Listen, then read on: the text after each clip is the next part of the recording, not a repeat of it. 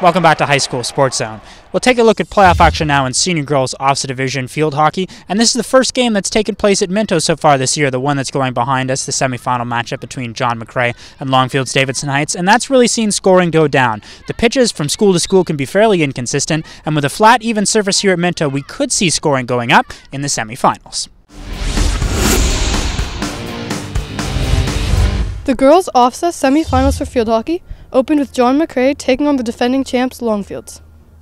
In the early minutes of the game, a nice rush by LDH and a scramble in front of the net led to a Longfields goal, 1-0 Longfields.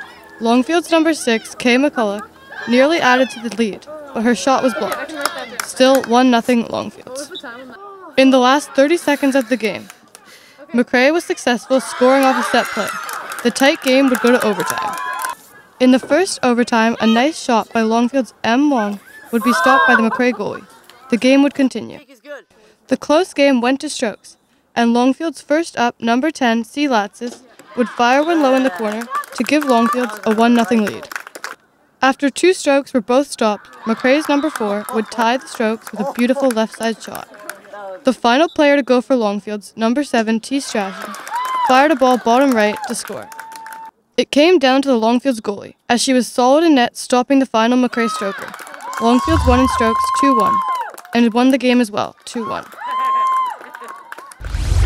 2 evenly matched teams met in the other semifinal as Nepean took on Merivale.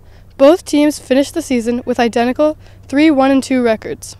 Nepean put early pressure on Merivale, with number 2, S. Lee, nearly getting a goal.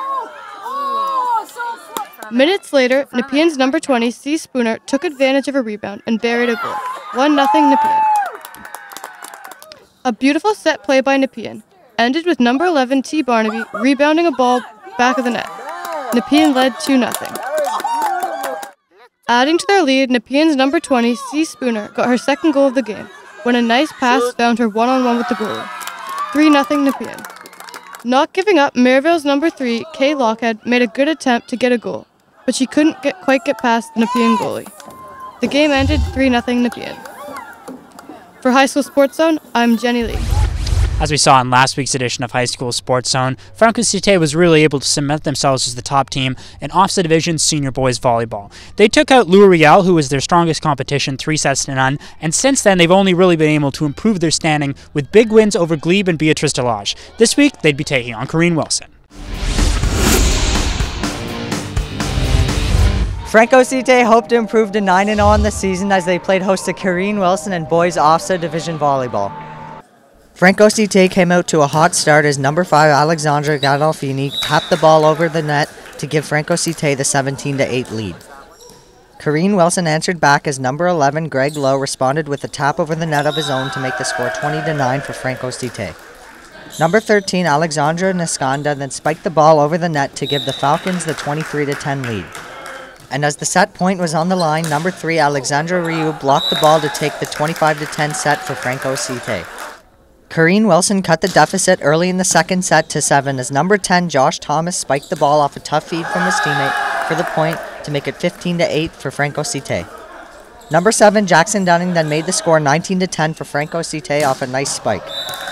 Dunning then got another point for Franco-Cité off a great serve to put it out of reach of Cairine Wilson's players to make the score 23-10 for Franco-Cité.